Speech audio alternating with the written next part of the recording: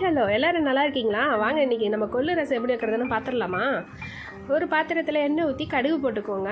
அப்புறம் பார்த்தீங்கன்னா சீரகம், மிளகு, பூண்டு, வெந்தயம், மிளகாய் இதெல்லாம் போட்டு நல்லா தட்டி வச்சுருக்கேங்க.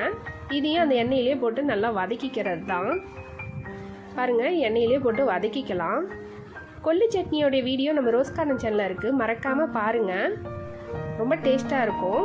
இப்போ பார்த்தீங்கன்னா இந்த எண்ணெயிலே இந்த தட்டினதெல்லாம் போட்டாச்சு. கொஞ்சம் பெருங்காயம், கருவேப்பிலை இதை தூவி நல்லா வணக்கிக்கலாங்க.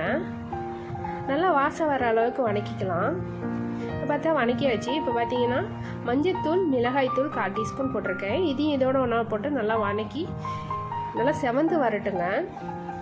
செவந்து வந்ததும் கொள்ளு நம்ம வேவிச்சு இருத்து வச்சுருக்கிற தண்ணியை இதில் ஊற்றிக்கலாம். அதுலேயே 4 தக்காளியை போட்டு வேவிச்சிருக்கேன். அதையும் நல்லா மசிச்சு இந்த தண்ணியோட ஒன்றா ஊற்றிடலாங்க. ஒரு எலுமிச்சப்பழ சைஸில் புளி ஊற வச்சுருக்கேன், அதையும் கரைச்சி இதில் ஊற்றிக்கலாம். அது மிஸ் ஆகிடுச்சுங்க வீடியோவில். இப்போ பார்த்தீங்கன்னா இந்த புளி கரைச்சின தண்ணியும் ஊற்றிட்டேன். இப்போ பார்த்தீங்கன்னா கொத்தமல்லியும் உப்பும் போட்டு கொதிக்க விட்டு நுர கட்டினா போதுங்க. சாப்பாட்டில் ஊற்றி சாப்பிட்டா சூப்பராக இருக்கும். சளி பிடிச்சவங்களுக்கு இது கொடுக்கலாங்க, சளிக்கு ரொம்ப நல்லது. ஓகே, நீங்களும் ட்ரை பண்ணி பாருங்கள். ட்ரை பண்ணி பார்த்து எப்படி இருந்துச்சுன்னு எனக்கு கமெண்ட் பண்ணுங்கள். மறக்காமல் ரோஸ் கார்டன் சேனலை சப்ஸ்கிரைப் பண்ணுங்கள், சப்போர்ட் பண்ணுங்கள். ஓகே, பாய், மீண்டும் சந்திப்போம்.